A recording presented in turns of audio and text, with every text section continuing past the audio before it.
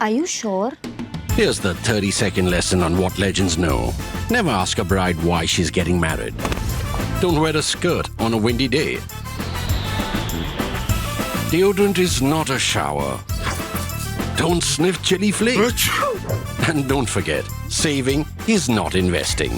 Legends don't just save, they invest in mutual funds. Mutual fund investments are subject to market risks. Read all scheme-related documents carefully. Each night, the young corporal returned to his room inside the abandoned church, which had once served as a military hospital. The night streamed in through the skylights, making its giant arched hall look like a catacomb. The church was inhabited, some said, by the souls of the soldiers who had died there, their bodies destroyed by yellow fever or by gunshot. Everybody is frightened to enter there, the corporal wrote to his uncle.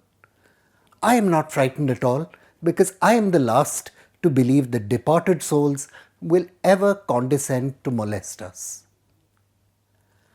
15,000 kilometers away, Kailash Chandar Biswas received the letter in mid-1889 at his home in the small village of Korea in West Bengal. Travelling across 3 continents and 2 oceans, his nephew had joined Brazil's army as a soldier of fortune after working as an ocean liner steward and a circus lion trainer. The letters from Lieutenant Suresh Chandar Biswas began to be published in Kolkata's Amrit Bazar Patrika later that year. His incredible journey would fire the imagination of generations of Bengalis to whom it served as proof they could also fight to free their nation from England's rule. Few in modern India have heard of that wandering soul, Lieutenant Biswas's name. But many continue to follow him into foreign battlefields. Late last month, as you must have read, Gujarat resident Hemil Mangukia was reported killed in Ukraine, serving with Russia's military as a logistical contract worker. Kashmir's Azad Yusuf is still there, together with perhaps a dozen or many dozens of other Indians recruited through labour contractors in Dubai. Even earlier, Indians were reported to have served with the Palestine Liberation Organization in Lebanon. They have died working in war zones like Iraq as well as Israel.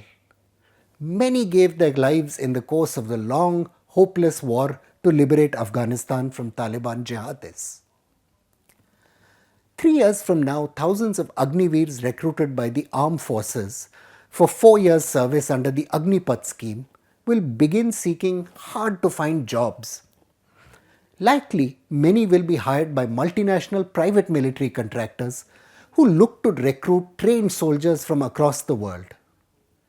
Though contract soldiers do not enjoy the legal protections which international law gives to militaries, law scholar Lindsay Cameron estimates the industry generates over $100 billion each year.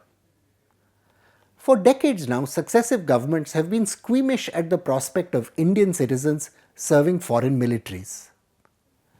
The time might be coming, though, to stop pretending the problem doesn't exist and provide a legal framework to protect contract soldiers who are recruited from our country. Excavating the historical Lieutenant Biswas has proved no small task. Leaving aside just one photograph the officer mailed home, he wrote in the letter that the uniform cost him $1,000 because it was made of fine cloth, feather, silk and gold lace. But there's very little archival material. The bulk of knowledge we have about his life derives from just 2 books which were written decades after his death. One in Bengali by Upendra Krishna Bandhopadhyay and another English account by Harchandar Dutt. And there's no book that has examined the Brazilian archive to see what might be there about him. There's no surviving documentation to bear out whether the racier elements of Dutt's biography are true or not. His Biswas drops a rabid dog with a double kick, slays a cobra with his knife, rescues a wasp-waisted Burmese woman from a fire, engages in a drunken threesome with 2 women in London and resists seduction by a carpenter's wife. I have no way of knowing whether any of this is true or not. For the most part though, the core of Biswas's story seems quite plausible.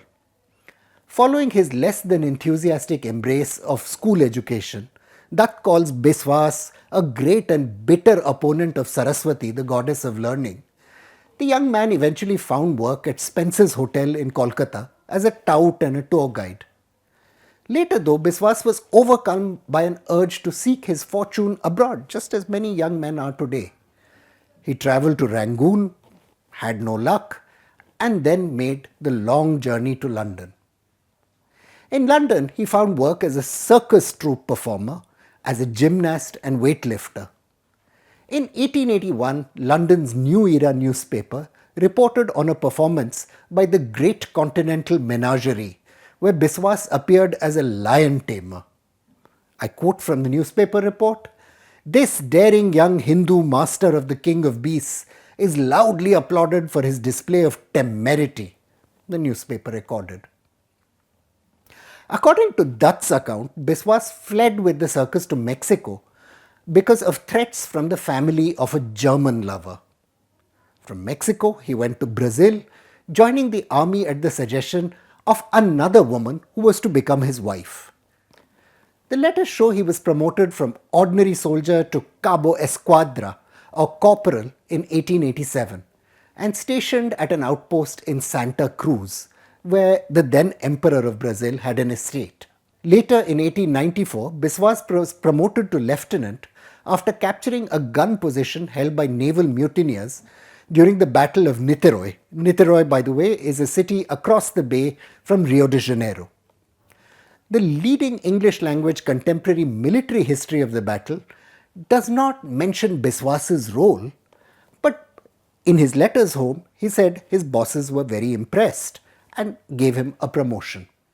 Biswas's letters were to make him something of a cult figure in late 19th century Bengal, but mercenaries were familiar figures in the region and beyond by that point.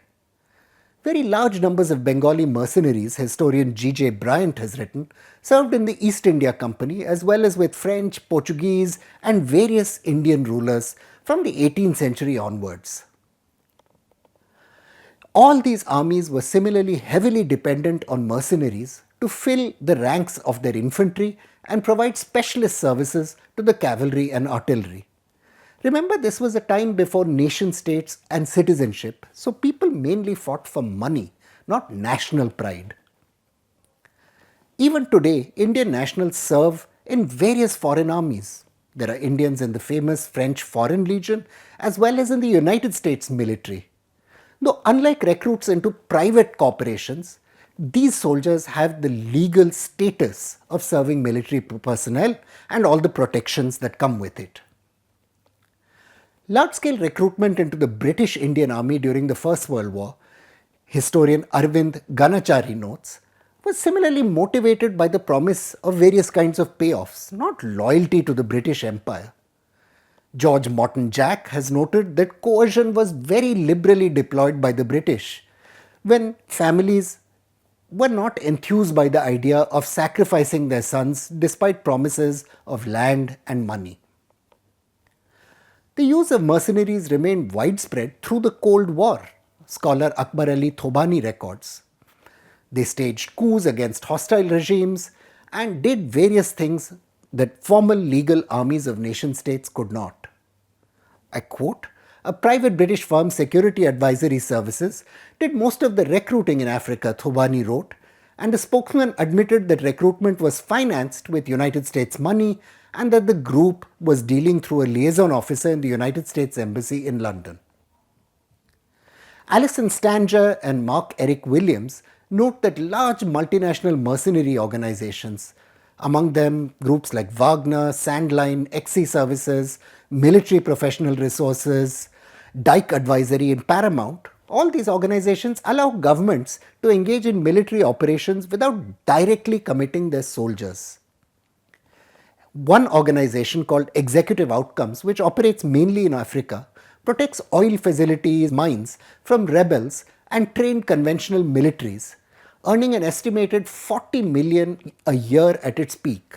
In 1994, as world powers dithered during the genocide in Rwanda, Executive outcomes offered to end the killing for a mere $120 million.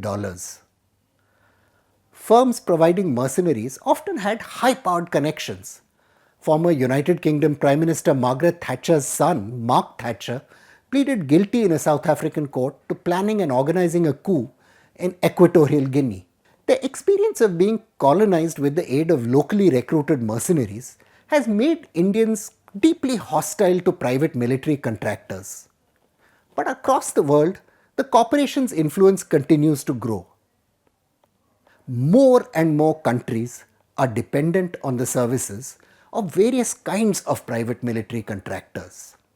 As John Hawkeswood, adventurer, mercenary in the service of the great states of Florence, Milan, and Pope Innocent VI, walked in his estates in Montecchio, he encountered two Franciscan monks. "My lord, may God grant you peace," the monks intoned politely. The answer wasn't what they expected. "May God take away all the arms ye have received," the mercenary said. The monks were affrighted and cried, "Lord, wherefore you say that?" the 14th century poet Franco Sacchetti recorded.